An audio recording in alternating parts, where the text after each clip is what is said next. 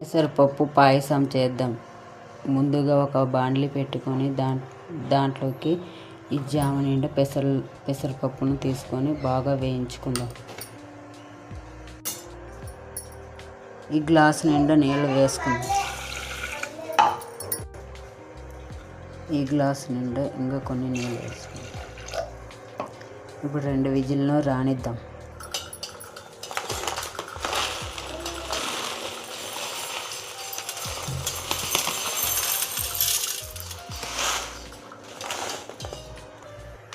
ఒక కడాయి పెట్టుకొని దాంట్లోకి కొంచెంగా నెయ్యి వేసుకుందాం. అది కరిగాక సేమియాని వేసుకొని బాగా వేయించుకుందాం.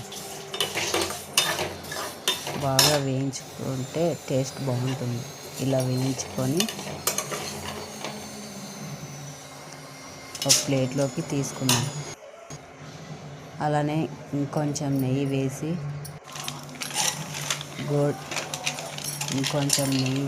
గోడంబి ద్రాక్ష వేసుకుందాం.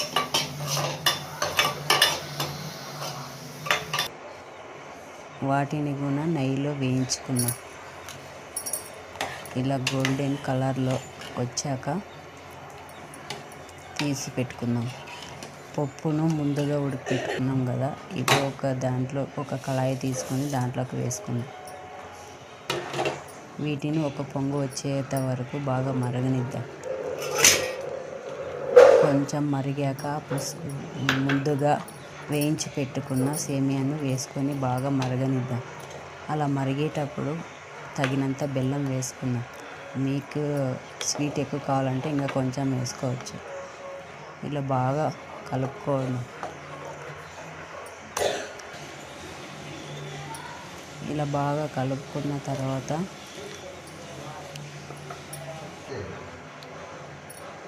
ఒక పొంగు వచ్చాక ఒక గ్లాస్ నిండా పాలు వేసుకుందాం.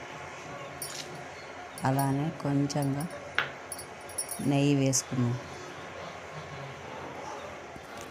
అలాగే ముందుగా వేయించి పెట్టుకున్న డ్రై ఫ్రూట్స్ వేసుకొని ఇలా రోజు మరగనిద్దాం.